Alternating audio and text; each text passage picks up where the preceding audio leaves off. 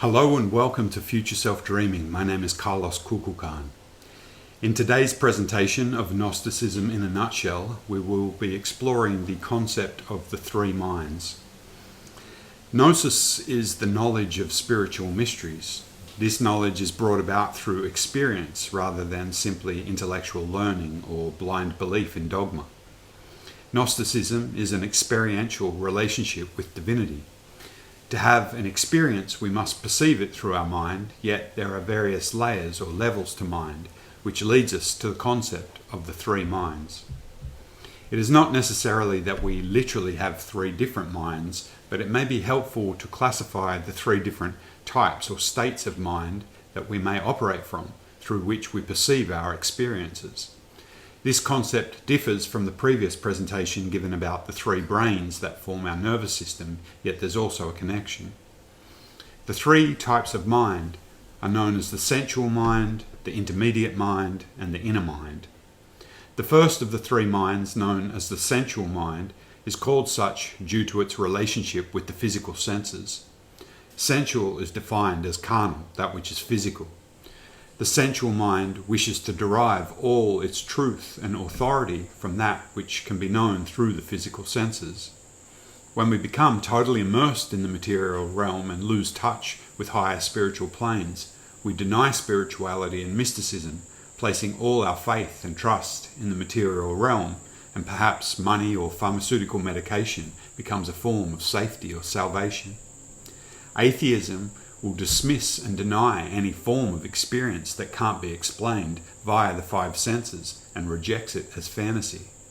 The overuse of the intellect's logic and reasoning capacities result in the total rejection and denial of ideas and concepts about God. The second mind, the intermediate mind, we discover is in between the sensual mind and the inner mind. The intermediate mind is open to beliefs about realms beyond the five senses, but has not had any direct experience of such and will rely on second-hand reports or religious scripture. Belief translates as conviction without knowledge, meaning conviction without experience. Without direct gnosis, the intermediate mind tends to become filled with dogma, particularly of a religious nature. Even though people primarily operating from this level of mind may be good-hearted people and people of faith, these dogmatic beliefs may actually become a prison for the mind that prevents them from recognition of direct mystical experience that reveals the truth of reality, of divinity, and the post-death experience. The third mind or inner mind may be referred to as the chariot of the God of our inner being. In some traditions, this chariot or vehicle was termed the Merkaba. It is this inner mind that allows us to experience higher states of consciousness and a spiritual life.